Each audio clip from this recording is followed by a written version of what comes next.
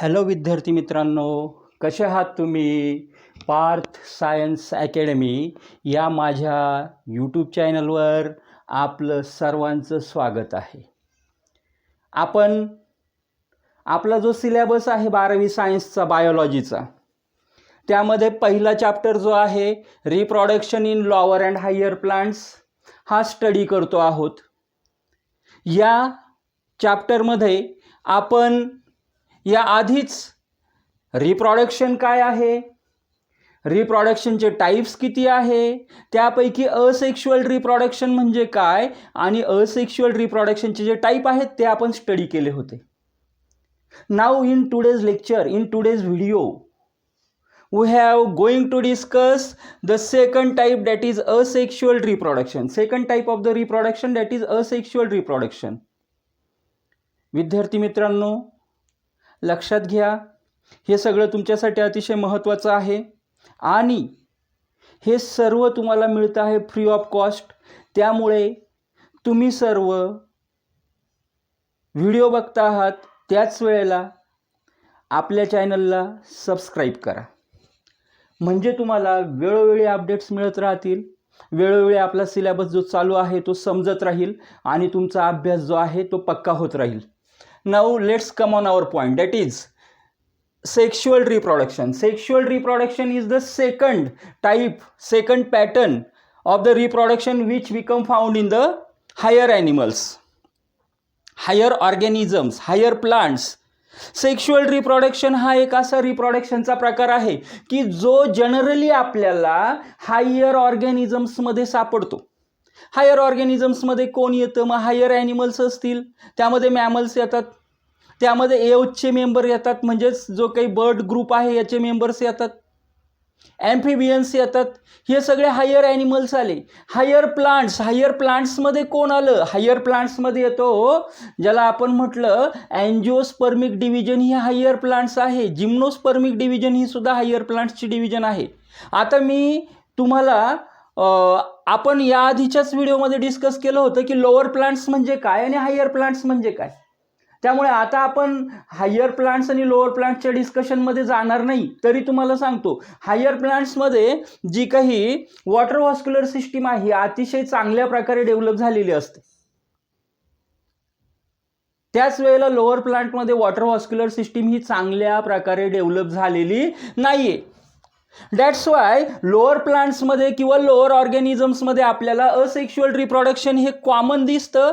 त्याच वेळेला हायर प्लांट्समध्ये किंवा हायर ऑर्गॅनिझम्समध्ये आपल्याला सेक्शुअल रिप्रोडक्शनचा पॅटर्न हा मोस्ट ऑफली दिसतो, बघायला मिळतो, स्टडी करायला मिळतो. मग सेक्शुअल रिप्रोडक्शन आहे काय? What is actually sexual reproduction? Here sexual reproduction, the reproduction which involves fusion of two gametes. The reproduction which involves fusion of two gametes such that कोणते दोन गॅमेट्स असणार आहे? पहिला आहे मेल गॅमेट, दुसरा आहे female gamete. The reproduction which involves fusion of two gametes is called as sexual reproduction.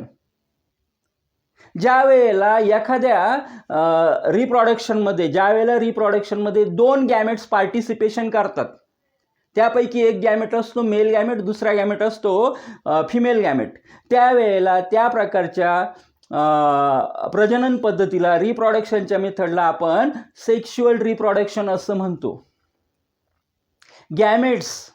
गॅमेट्सलाच आपण म्हणतो सेक्स सेल्स किंवा जर्मिनेटिव्ह सेल्स.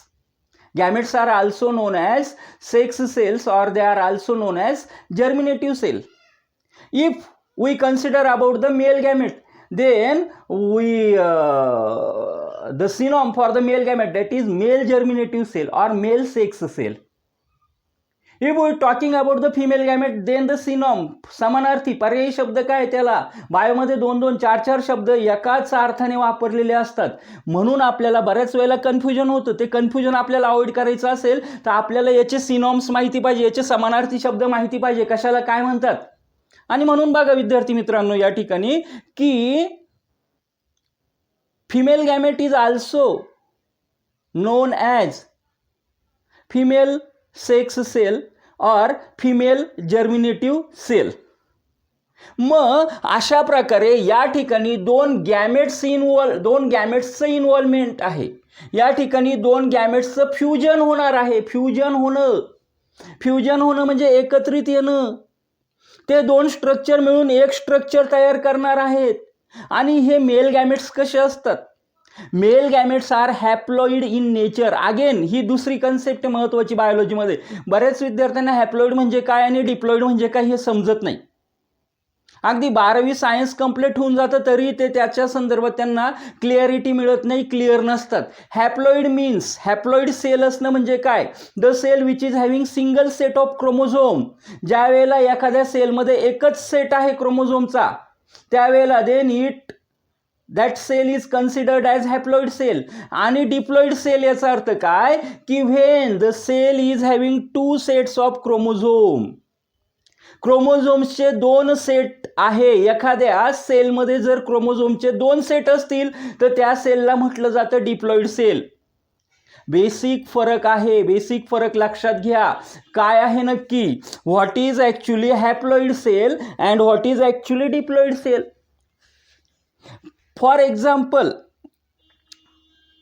तुम्हाला जर उदाहरणच द्यायचं झालं तर सेलला आपण अजून 2 प्रकारे डिवाइड करतो किंवा सेलच्या अजून 2 प्रकारे आपण त्या ठिकाणी टाईप तयार करू शकतो. पहिली म्हणजे सोमॅटिक सेल आणि दुसरी म्हणजे germinative sale.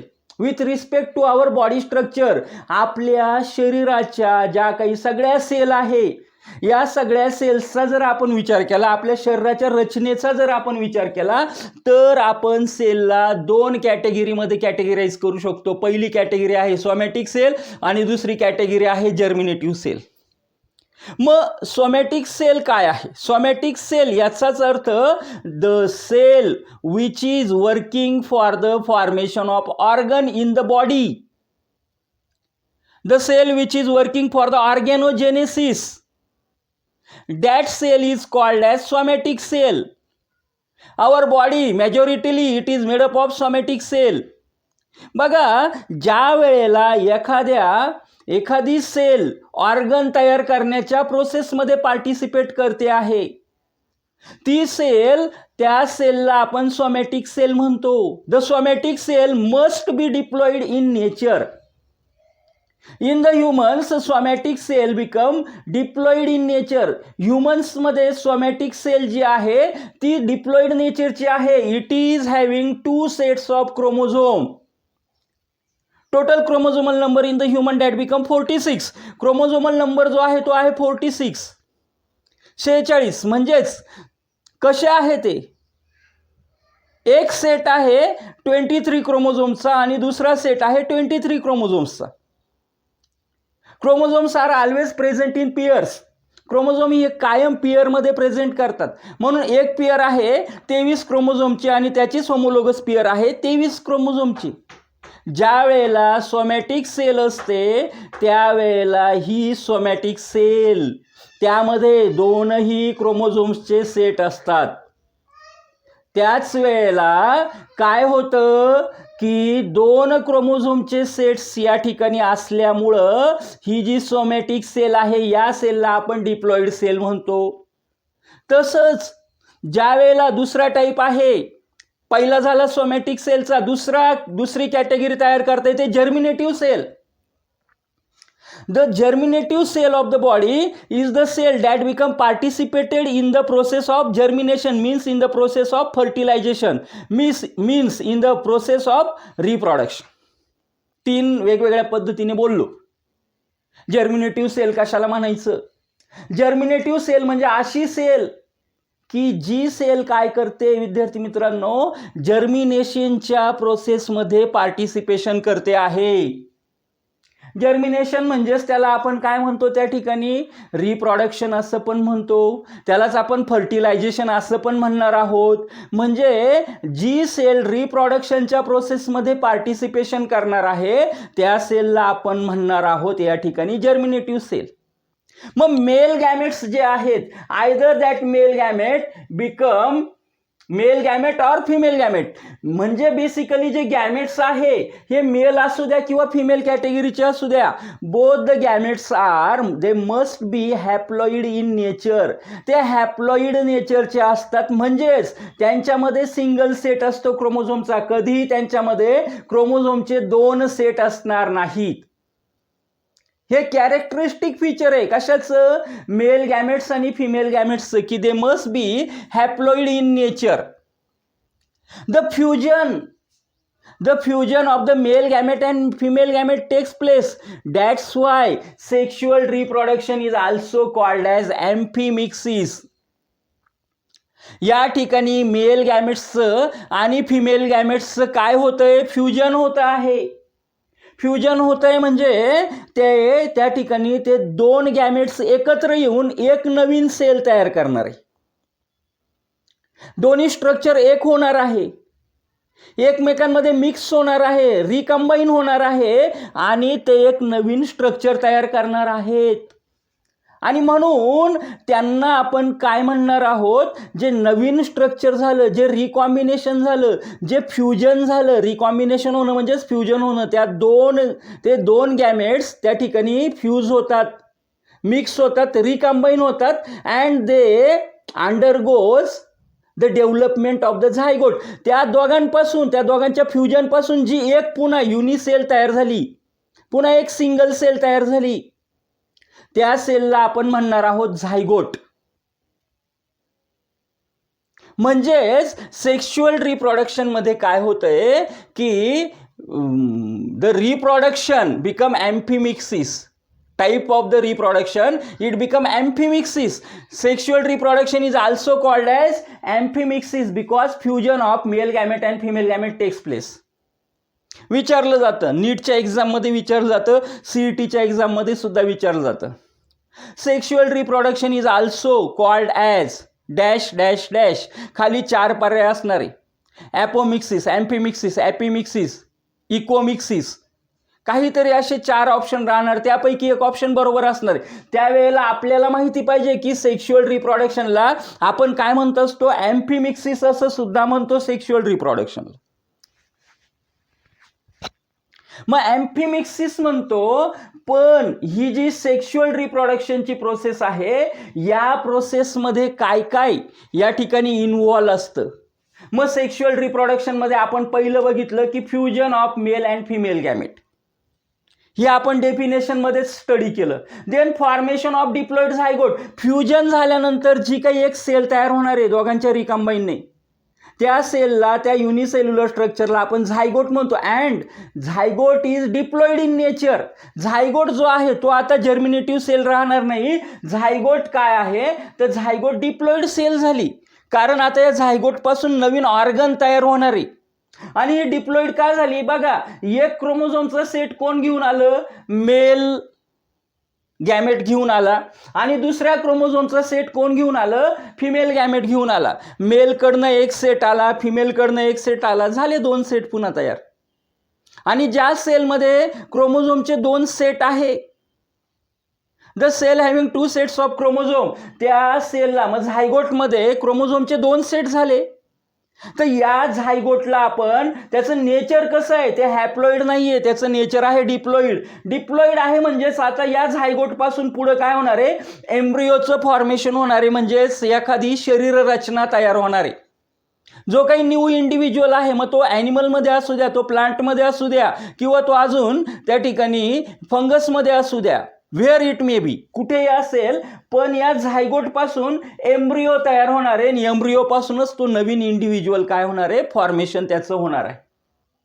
Sexual reproduction is group into 3 different stages. हे जे सेक्शुअल रिप्रोडक्शन आहे याचा आपण 3 वेगवेगळ्या स्टेजेसमध्ये सुद्धा ग्रुपिंग करू शकतो. 3 वेगवेगळ्या स्टेजेस याच्या कोणत्या आहे तर पहिली स्टेज आहे या ठिकाणी प्री फर्टिलायझेशन. फर्टिलायझेशन होण्याच्या आधी त्याच्यामध्ये जे काही बदल होणार आहे, दॅट इज प्री फर्टिलायझेशन.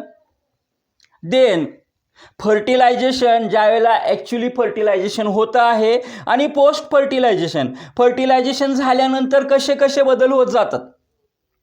म्हणजे ज्या वेळेला formation of male and female gamete ह्या स्टेजला असतं सगळं mechanism, then that stage is pre fertilization stage. ज्या वेळेला डिप्लॉइड झायगोट फॉर्म होतो त्यावेळेला when the formation of diploid zygote completes, then we called that process as fertilization complete. And after the formation of diploid zygote, the zygote undergoes embryogenesis and form the organ system. ज्या वेळेला fertilisation complete होतं त्यावेळेला झायगोटमध्ये वेगाने mitosis होतं, sale division होतं आणि एक त्या ठिकाणी एक कॅलस तयार होतं किंवा एक एम्ब्रिओ तयार होतो, अनऑर्गनाइज मास तयार होतं, कारण वेगानं सेल डिव्हिजन झालेलं आहे. एक छोटासा गाठीसारखा गोळा तयार होतो, that is called as embryo. And the from formation of the embryo from the zygote, that is called as embryogenesis. मग ज्या वेळेला एम्ब्रिओजेनेसिस सुरू होतं आणि एम्ब्रिओजेनेसिस झाल्यानंतर पुढचं जे काही ऑर्गॅनोजेनेसिस होणार आहे, ऑर्गनचं फॉर्मेशन होणार आहे, ते प्लांटमध्ये असू द्या ते ॲनिमल्समध्ये असू द्या, ज्या वेळेला ऑर्गनचं फॉर्मेशन होणार आहे त्यावेळेला त्या चेंजेसला आपण पोस्ट फर्टिलायझेशन चेंजेस म्हणतो. लक्षात आलं का? अतिशय सिंपल कन्सेप्ट आहे, अतिशय सोपी कन्सेप्ट आहे, लक्षात येणारच, आलीच पाहिजे. एकदा आपण पुन्हा क्विक त्याचा रिकॅप घेऊया. Sexual reproduction, basically reproduction involves two patterns. First pattern that we sees in the lower organisms, that is asexual reproduction, and second type of reproduction, that is sexual reproduction. The reproduction which involves the fusion of gametes, male gametes and female gametes, is called as sexual reproduction. Sexual reproduction is also known as amphimixis. Now sexual reproduction involves three steps: fusion of male and female gametes. The male and female gametes are haploid in nature. Then after the fusion, formation of the diploid zygote takes place, and after the formation of zygote undergoes to form the embryo, and the process is known as embryogenesis. Zygote हा कुठे जातो? Embryogenesis साठी जातो, किंवा झायगोटमध्ये जे काही rapid वेगानं, अतिशय वेगानं सेल डिव्हिजन होतं. The zygote undergoes rapid cell division and form the unorganized mass of cells, and this unorganized mass of cell is called as embryo. After the development of the embryo undergoes organogenesis. ज्या वेळेला embryo complete झाला, एम्ब्रियोचं formation पूर्ण झालं, त्यावेळेला या एम्ब्रियोपासून आता ज्या cells आहे त्या सेल्स पुढे ऑर्गन तयार करायला सुरुवात करणारे. That's why it is called as organogenesis. On these three stages or on these three events, the sexual reproduction is grouped into three different stages, that is pre-fertilization stage, fertilization stage and post-fertilization stage. अतिशय सोपं करण्याचा आपण प्रयत्न करतो आहोत. तुमची deeply understanding वाढली पाहिजे यासाठी आपण प्रयत्न करतो आहोत. त्यामुळं विद्यार्थी मित्रांनो, हे सगळं तुम्हाला मिळतं जे आहे ना, तुम्हाला तुमचा वेळ द्यायचा आहे. तुम्ही तुमचा वेळ दिला, मी माझ्या 100% देणार आहे. तुम्हाला बायोलॉजी सिंपल होणार म्हणजे होणारच, अतिशय सिंपल होणार आहे. आणि म्हणून सांगतो, व्हिडिओला लाईक करा, शेअर करा, कमेंट करा आणि सगळ्यात महत्त्वाचं व्हिडिओला सबस्क्राईब करा. या आधीच्या कन्सेप्ट समजून घेण्यासाठी आपले जे जुने व्हिडिओज आहेत ते अवश्य बघा, त्याशिवाय तुम्हाला ह्या कन्सेप्ट लक्षात येणार नाही. नाव देन आता पुढचा जो पार्ट आहे आपला, मग आपल्याला जे सेक्शुअल रिप्रोडक्शन पाहायचं आहे. Now we have try to understand the sexual reproduction that takes place in to the plants. म्हणून इथं आपण असं म्हणणार आहोत की म्हणून इथं म्हटलं ना की reproduction in lower and higher plants, but here asexual reproduction in the plants is called as vegetative propagation. Asexual रिप्रोडक्शनला आपण मागच्याच व्हिडिओमध्ये बघितलं की व्हेजिटेटिव्ह प्रोपॅगेशन म्हणतो, पण या ठिकाणी जो सेक्शुअल रिप्रोडक्शन आहे प्लांट्समध्ये हे कशा पद्धतीने होणार आहे. मग for the purpose of sexual reproduction, the flower, which is one of the specialized reproductive structure in which sexual reproduction takes place. Sexual reproduction is the characteristic feature, generally characteristic feature of the higher plants. Characteristic feature आहे, no problem.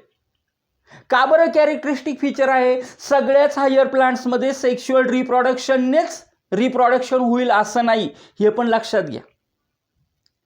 बरेचसे higher plants आहे, रोजा sinensis ज्याला आपण जास्वंद म्हणतो, रोजा गॅलिका ज्याला आपण गुलाब म्हणतो, ग्रेप्स, याच्यामध्ये तुम्हाला सेक्शुअल रिप्रोडक्शन डायरेक्टली दिसणारच नाही. फ्लावर तर येतंय, फ्लावर प्रोड्यूस होतंय, पण फ्लावर प्रोड्यूस झाल्यानंतर पुढची जी प्रोसेस आहे ती होत नाही. कारण का तर या प्लांट्सने मागच्या इव्होल्युशनच्या करोडो वर्षामध्ये काय केलं, व्हेजिटेटिव्ह प्रोपॅगेशनची जी मेथड आहे ती ॲडॅप्ट केली, म्हणजे असेक्शुअल रिप्रोडक्शनची मेथड ॲडॅप्ट केली. यांच्यामध्ये सेक्शुअल रिप्रोडक्शनसाठी फ्लावरही तयार झालं, पण त्याच्या आधीच त्यांना गरज नाही एनर्जी वेस्ट करण्याची, फ्लावरपासून फ्रूट डेव्हलप करायची, सीड डेव्हलप करण्याची. त्याच्या आधीच त्यांच्यामध्ये त्यांच्या ब्रँचपासून सुद्धा त्या ठिकाणी नवीन प्लांटलेट तयार होण्याची कॅपेबिलिटी त्यांच्यात तयार झाली, नेचरने ती दिली. That's why. आणि त्यामुळं असं नाहीये की सगळेच हायर प्लांट सेक्शुअली रिप्रोड्यूस होतील,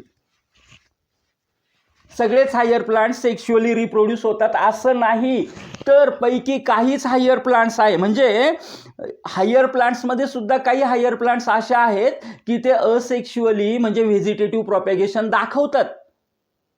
पण इथे आपल्याला बघायचंय की सेक्शुअल रिप्रोडक्शन प्लांट्समध्ये होतं म्हणजे नक्की काय होतं, सेक्शुअल रिप्रोडक्शनसाठी असा कोणता पार्ट वर्किंग करतो. म्हणून इथं म्हटलं मी the flower is very specialised reproductive structure of the plants. प्लांट्समध्ये फ्लावर हे अतिशय स्पेशलाइज असं रिप्रोडक्टिव्ह स्ट्रक्चर आहे, in which sexual reproduction takes place, की ज्याच्यामध्ये काय होतं, सेक्शुअल रिप्रोडक्शन होत आहे.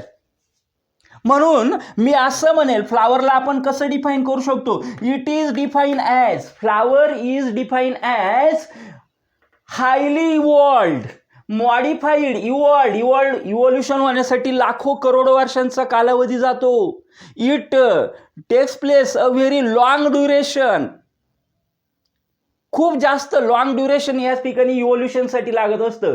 म्हणून it is define as highly evolved. Evolved means modify होत राहिलंय, evolved modified shoot specially design for sexual reproduction. हे अतिशय स्पेशली डिझाईन झालेलं असं शूट आहे, कशासाठी तर that is for the purpose of sexual reproduction in the plants.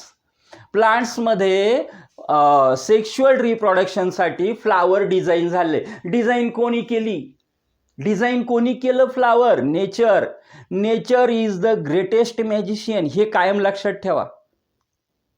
हे जे सगळं लिव्हिंग ऑर्गॅनिझमशी रिलेटेड आपलं बायोटिक जे काही कॉम्पोनंट्स आहे आणि इवन अबायोटिक कॉम्पोनंट्स, या सगळ्यांना कंट्रोल करणारं जर काही सुप्रीम पॉवर असेल तर दॅट बिकम नेचर. या सगळ्यांना कंट्रोल करणारा मॅजिशियन जर कोणी असेल तर तो आहे नेचर. आणि म्हणून म्हटलं नेचर इज सुप्रीम, निसर्गापेक्षा मोठं कोणीही नाहीये. That's why flower is highly evolved shoot specially designed for the sexual reproduction. We have learned the morphology of the flower in the 11th standard. आपण 11वीच्या सिलेबसमध्ये सुद्धा फ्लावरची मॉर्फोलॉजी स्टडी केलेली आहे. But still here we must know actually the morphology of the flower, the structure of the flower. If we don't understand the structure of the flower, then we don't understand the sexual reproduction in the flower. जर आपल्याला फ्लावरमध्ये काय समजलं नाही, फ्लावरचं स्ट्रक्चरच, basically स्ट्रक्चरच जर आपल्याला समजलं नाही, तर आपल्याला कोणत्याही लेवलवर सेक्शुअल रिप्रोडक्शन जे होतंय प्लांट्समध्ये ते समजणार नाही. That's why here this is the diagram of the typical flower. Typical flower that is diagrammatic. ही साधारणतः फ्लावर या प्रकारचं असतं. ही डायग्रॅम आहे फ्लावरची. सगळ्यांनी लहानपणापासून फुलं बघितलेली आहेत, वेगळं सांगण्याची सुद्धा गरज नाही. Now flower consist of two types of whorls, two main types of whorls. फ्लावरमध्ये दोन महत्वाचे प्रकार पडतात व्हर्ल्सचे. त्यामध्ये पहिला आहे ॲसेसरी व्हर्ल्स आणि दुसरा आहे नेसेसरी व्हर्ल्स. टोटल व्हर्ल्स 4 आहे, पण जर आपण मेन टाईप त्याचे बघितले तर ते आहेत 2. पहिला टाईप आहे ॲसेसरी व्हर्ल आणि दुसरा टाईप आहे necessary व्हर्ल.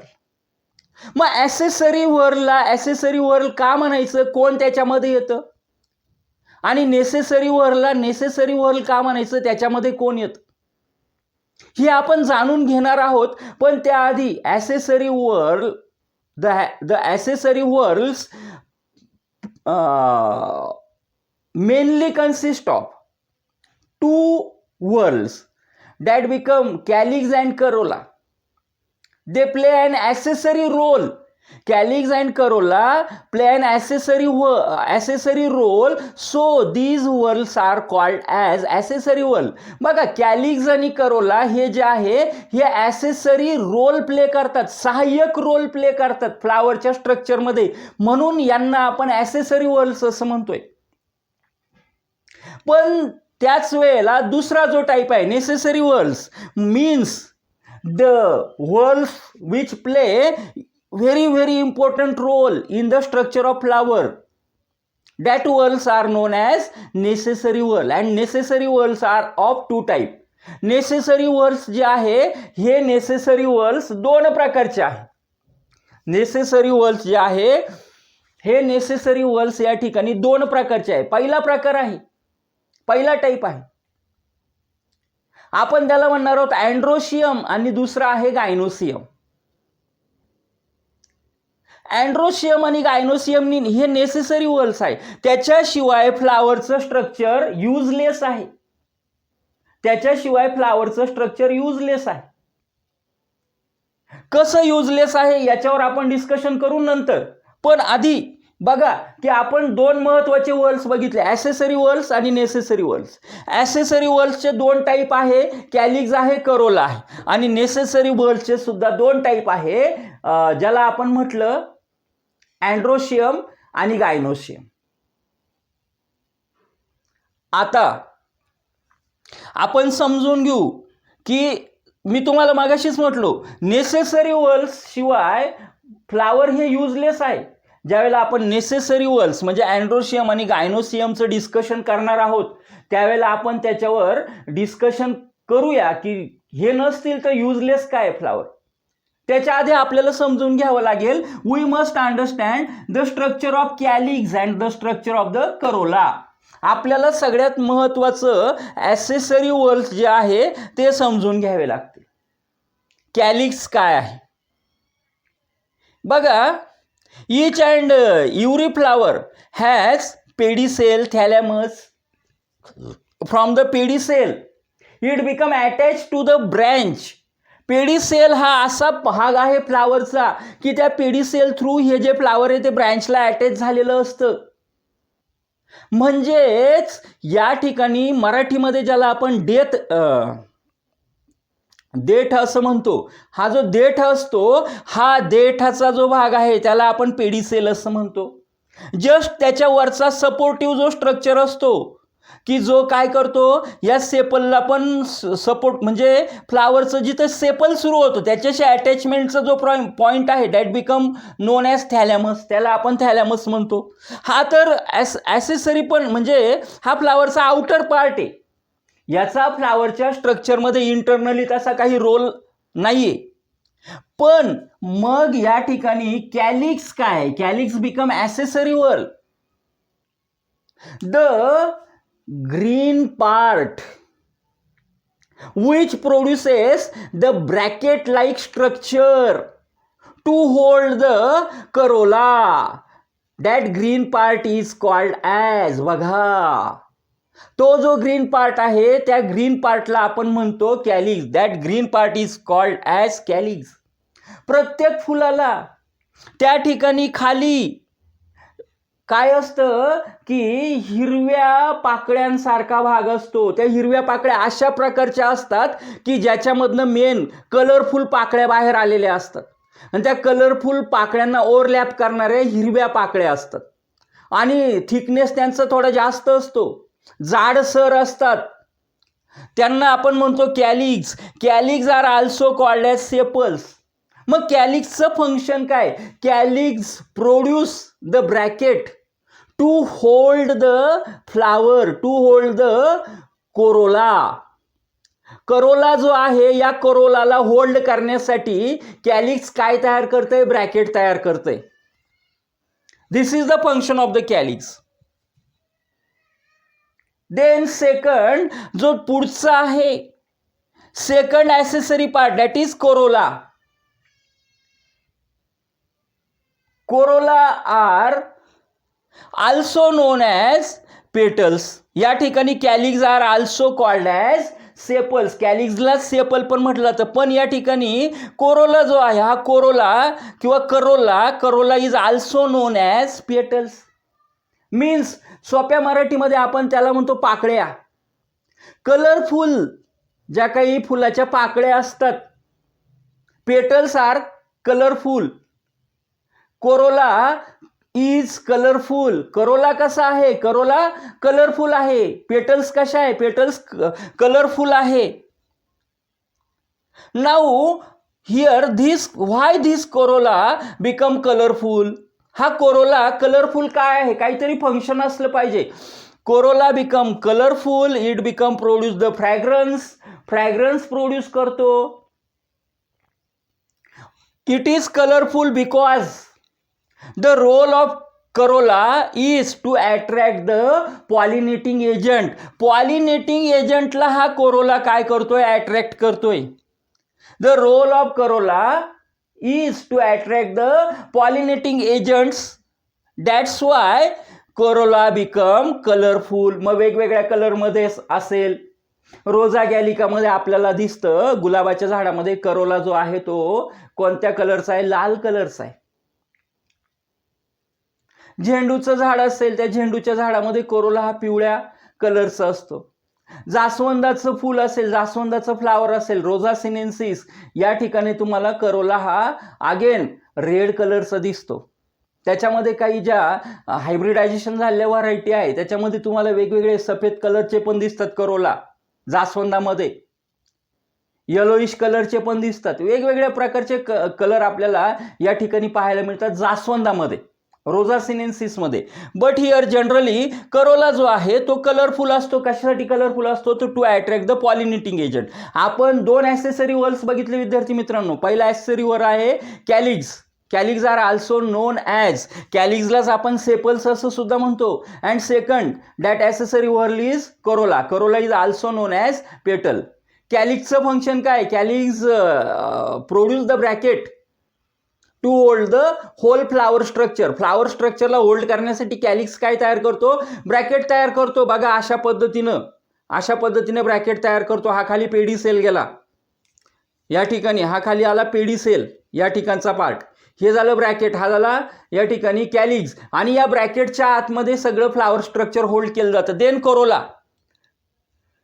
Corolla are also known as petals and they are colorful and they produce the fragrance to attract the pollinating agent. त्या अतिशय सुवासिक असतो करोला, अट्रॅक्टिव्ह असतो, कलरफुल असतो. पॉलिनेटिंग एजंटला त्याला अट्रॅक्ट करायचं. देन आपण आता बघणार आहोत, डिस्कशन करणार आहोत the second important part of the flower और second important whorl, that is necessary whorl.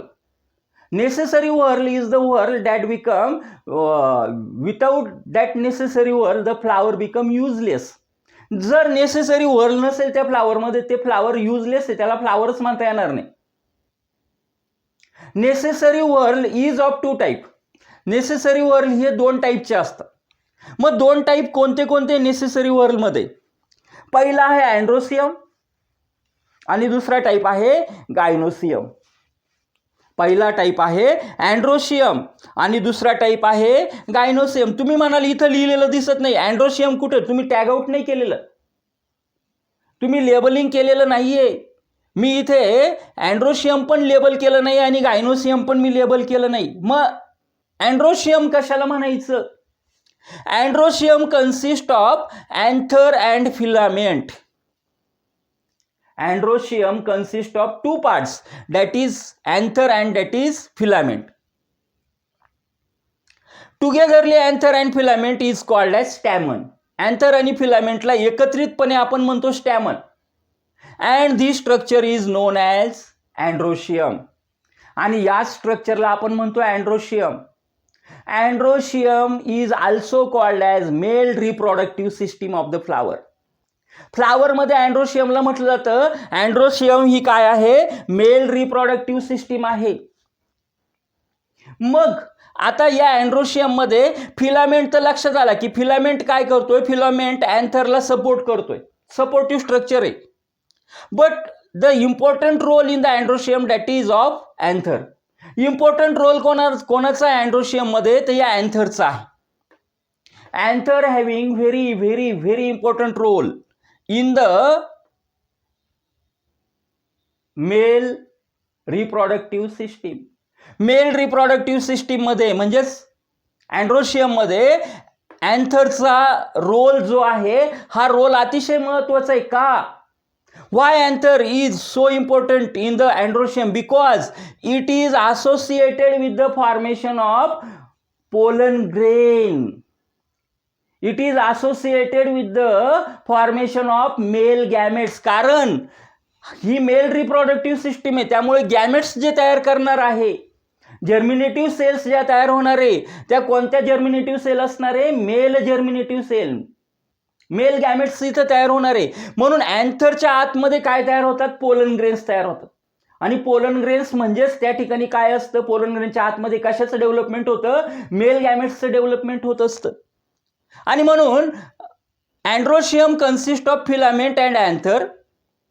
Anther is functioning for the production of pollen grain. Inside the pollen grain male gametes form.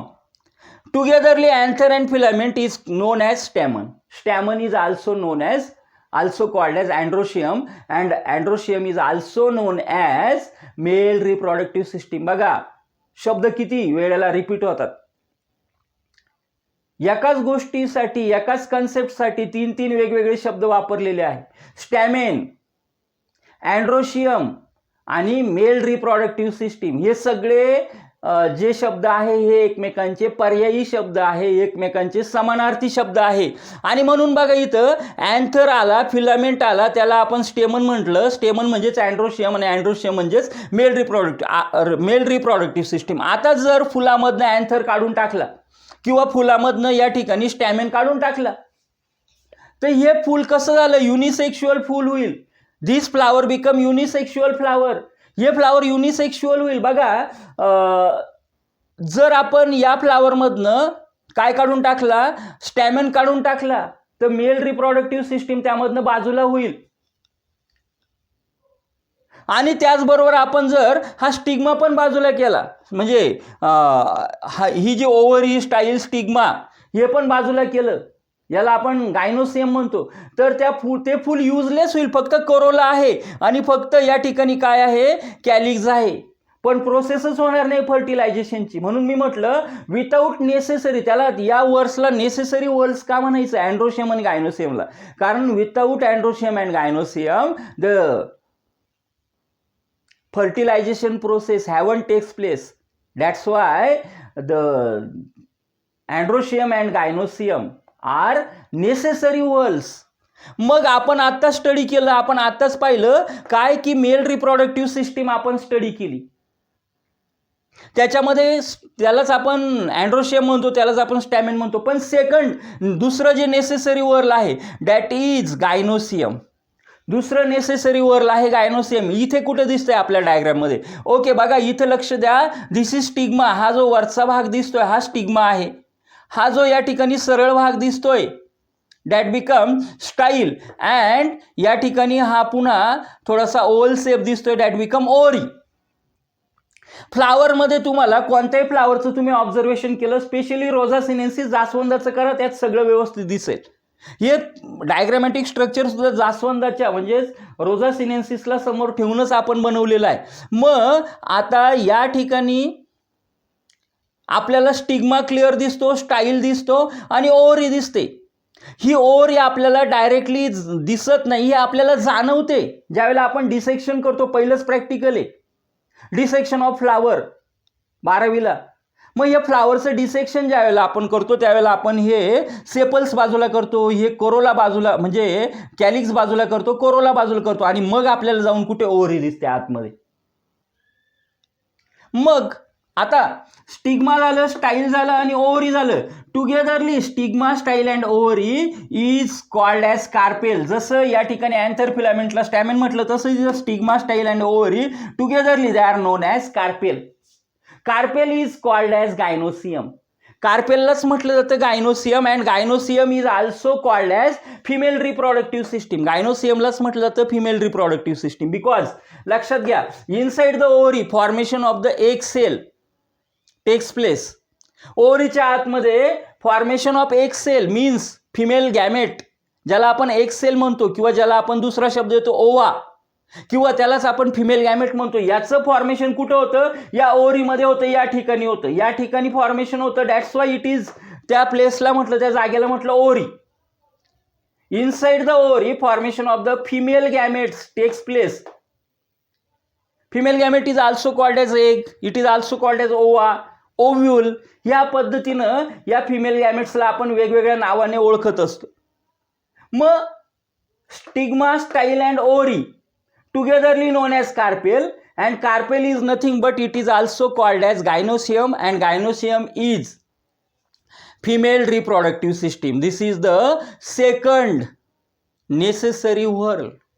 जर आपण फक्त mail reproductive system म्हणजे androecium बाजूला केला किंवा आपण फक्त त्या ठिकाणी काय केला गायनोसियम, तर आपल्याला बाजूला करता येणार नाही. कारण गायनोसियम बाजूला करणं म्हणजे ओव्हरी डिस्ट्रक्ट करणं म्हणजे सगळं फ्लावरचं स्ट्रक्चरच संपलं. म्हणून हे नेसेसरी पार्ट्स आहे. अँड्रोशियम, गायनोसियम हे अतिशय इम्पॉर्टंट आहे कारण ते स्पेशली डिझाईन झालेले आहे सेक्शुअल रिप्रोडक्शनसाठी. दॅट्स वाय म्हणून आपण सुरुवातीलाच म्हटलं की अँड्रोशियम आणि गायनोसियम शिवाय या ठिकाणी फ्लावर जे आहे त्या फ्लावरला फ्लावर म्हणता येणार नाही. That become useless flower. मग अशा केसमध्ये ज्या वेळेला अँड्रोशियम पण आहे, गायनोसियम पण आहे, असं जे फ्लावर असेल, the flower which consist of androecium as well as gynoecium means male reproductive system as well as female reproductive system. ज्या फ्लावरमध्ये तुम्हाला मेल रिप्रोडक्टिव्ह सिस्टीम पण दिसते आणि ज्या फ्लावरमध्ये तुम्हाला फिमेल रिप्रोडक्टिव्ह सिस्टीम पण दिसते, that flower is called as bisexual flower.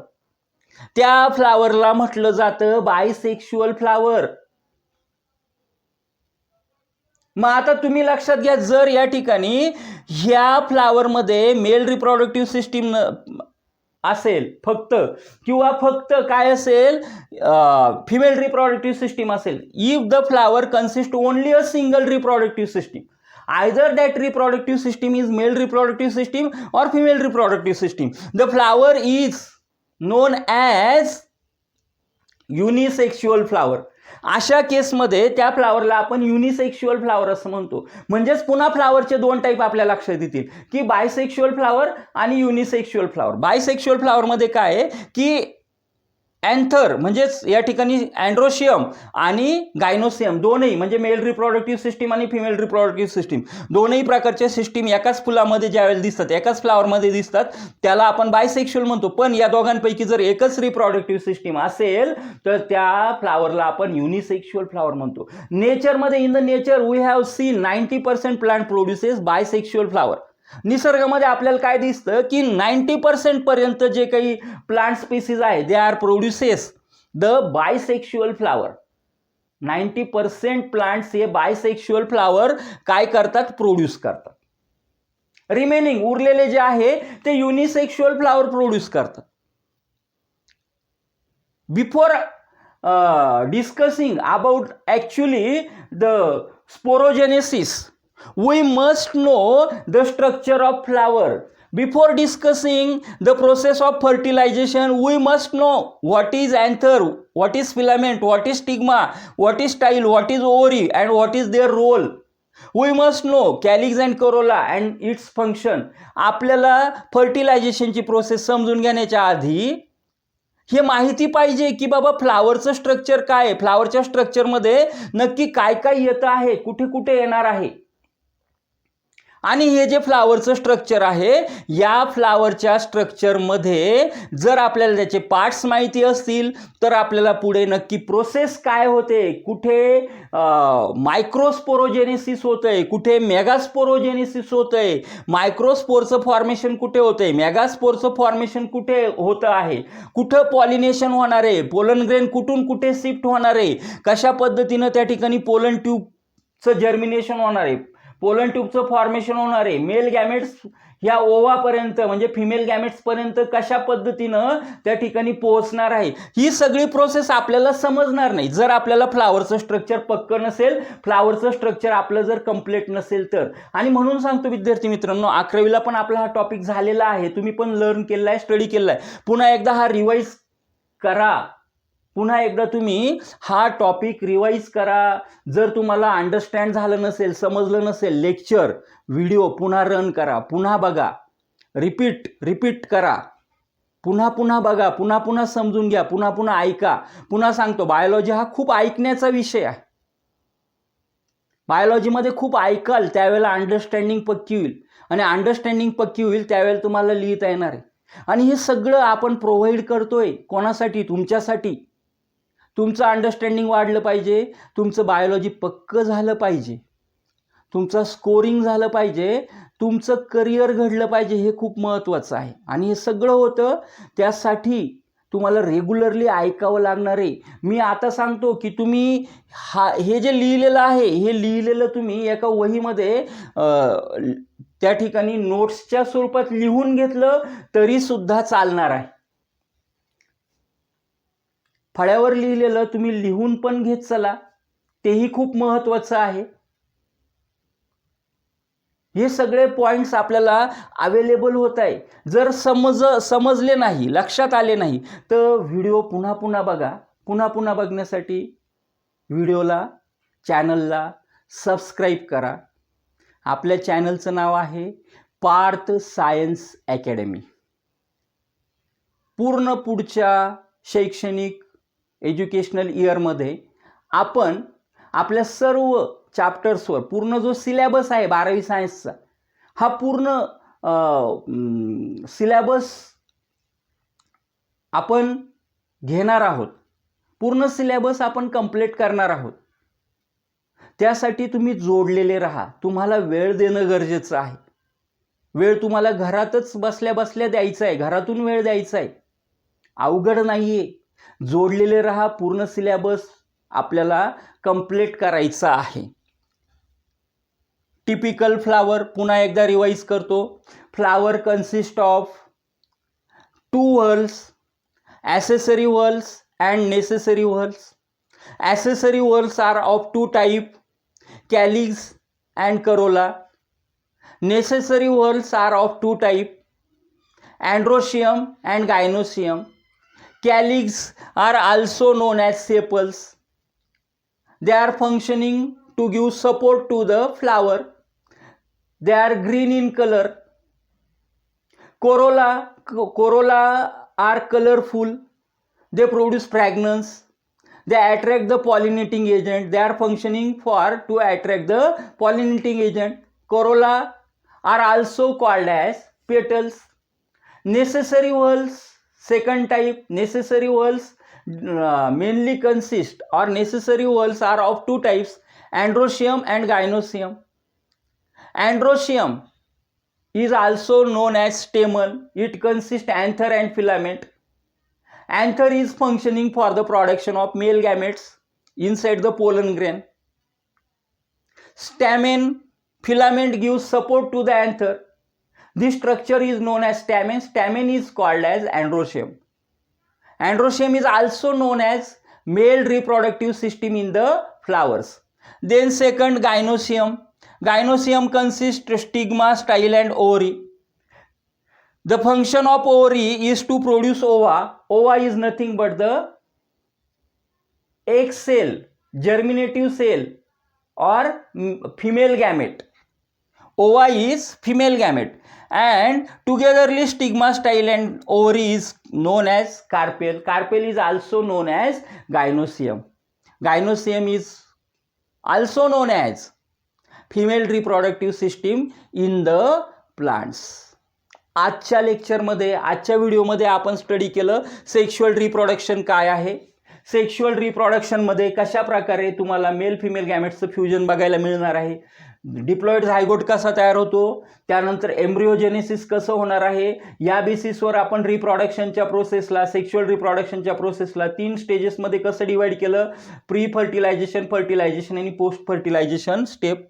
Flower काय आहे, फ्लावरचे व्हेरियस पार्ट्स काय आहे, हे आपण स्टडी केलं. इन द नेक्स्ट व्हिडिओ लवकरच जो आपला पुढचा व्हिडिओ येणार आहे, पुढचं लेक्चर येणार आहे, त्यामध्ये आपण we have try to understand structure of anther and structure of pollen grain. Pollen ग्रेनचं स्ट्रक्चर काय आहे, अँथरचं स्ट्रक्चर काय आहे आणि मेल गॅमेट्सचं फॉर्मेशन कसं होतं. What is actually the process of formation of male gamete. त्यामुळे विद्यार्थी मित्रांनो, चॅनलला सबस्क्राईब करा. लवकरच आपण पुढचं लेक्चर घेऊन येऊ. तोपर्यंत have a nice day to all of you. Have a good day to all of you. Bye bye.